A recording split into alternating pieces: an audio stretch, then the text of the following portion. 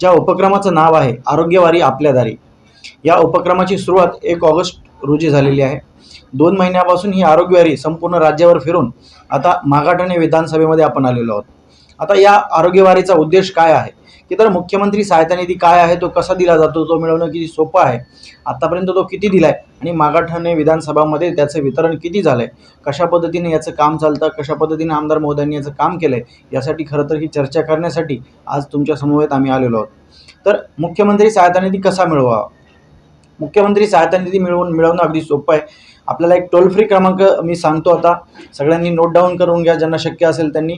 8650567567 या नंबरवर जर आपण मिस कॉल दिला तर तात्काळ त्या ठिकाणी एक लिंक प्राप्त होते आणि लिंक प्राप्त झाल्यानंतर एक फॉर्म येतो, जो फॉर्म भरल्यानंतर अगदी 5 ते 7 दिवसाच्या आतमध्ये आपल्या खात्यामध्ये, हॉस्पिटलच्या रुग्णालयाच्या खात्यामध्ये तो मुख्यमंत्री सहायता निधी मिळतो। तर आता निधी कशासाठी मिळतो? तर तो मिळतो एक cochlear implant, liver transplant, kidney transplant या गंभीर आजारांसाठी जवळपास 2 लाखाची पण आपण मदत करतो। त्यानंतर जे प्रीमॅच्युअर बेबी असतील किंवा कुठलाही लहान मुलगा असेल त्यासाठी आपण 1 लाख रुपयाची मदत करतो। कुठलाही रोड ट्रॅफिक ॲक्सिडेंट असेल त्यासाठी 1 लाख रुपयाची मदत करतो।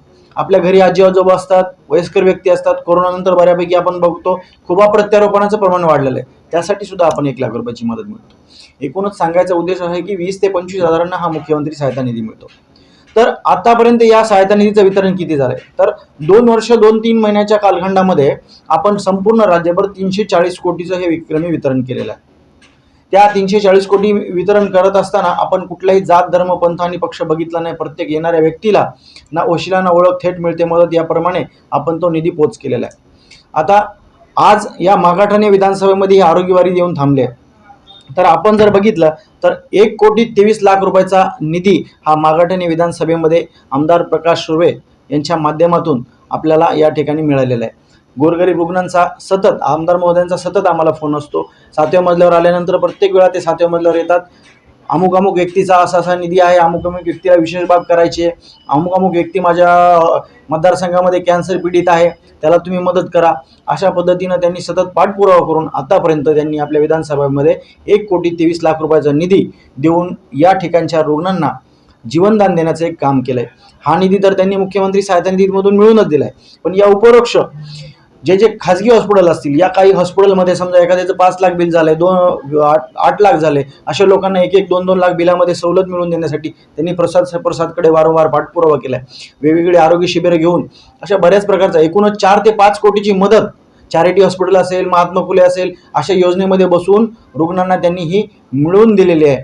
तर हे आज मागाठाणे विधानसभा येथे सन्माननीय मुख्यमंत्री एकनाथजी शिंदे साहेब यांची संपूर्ण मेडिकल टीम या ठिकाणी हजर राहिलेली आहे आणि मी सन्माननीय मुख्यमंत्री एकनाथजी शिंदे साहेबांचा मनापासून आभारी आहे। कारण मागाठाणे मतदारसंघामध्ये फक्त मुख्यमंत्री सहाय्यता निधीमधून कमीत कमी 1,23,00,000 मदत ही सन्माननीय मुख्यमंत्री साहेबांनी, त्याचबरोबर आमचे साहेबांचे OSD मंगेश चिवटे साहेब, राम साहेब आणि माझे मित्र, माझे चांगले सहकारी प्रसाद सूर्यरावजी सुद्धा या ठिकाणी उपस्थित आहेत। मुख्यमंत्री सहाय्यता निधीच्या माध्यमातून आज आपल्या मतदारसंघामध्ये अनेक रुग्णांच्या सेवेसाठी ती निधी वापरण्यात आली गेली। अनेक लोकांना बरं करून पुन्हा एकदा मुख्यमंत्री साहेबांच्या माध्यमातून त्यांना जीवनदान देण्याचं काम हे आपल्या शासनाच्याकडून, आपल्या गव्हर्नमेंटकडून करण्यात आलेलं आहे।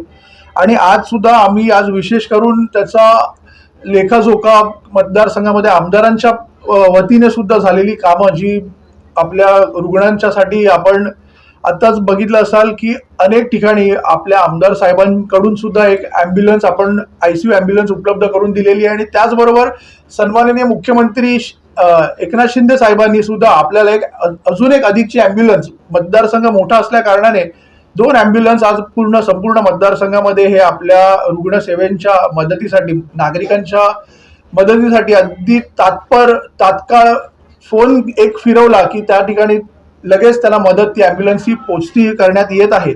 आणि इथेच न थांबता मला अगदी आनंद आहे आणि अभिमान सुद्धा या गोष्टीचा की दादांना CM साहेबांनी त्या मेडिकल बोर्डवर नियुक्त केल्यापासून आपण आज मतदारसंघामध्ये 4 कोटी 4.5 कोटी रुपयाचा निधी हा फक्त आपल्या रुग्णसेवेच्या, म्हणजे अनेक ऑपरेशन्स हे दादांच्या माध्यमातून करण्यात आलेले आहेत।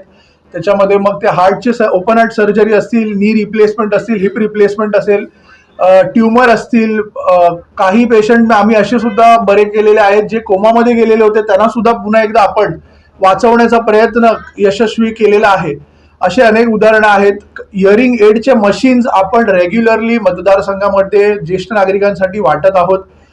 त्यांना लागणारी व्हीलचेअर, त्याच्यानंतर स्टिक जी असते ती, असे सगळे विविध पद्धतीचे उपक्रम हे सातत्याने अगदी गेले 10 वर्ष हे आमदार प्रकाशदादा सुर्वेंकडून आपण राबवण्यात आलेले आहेत.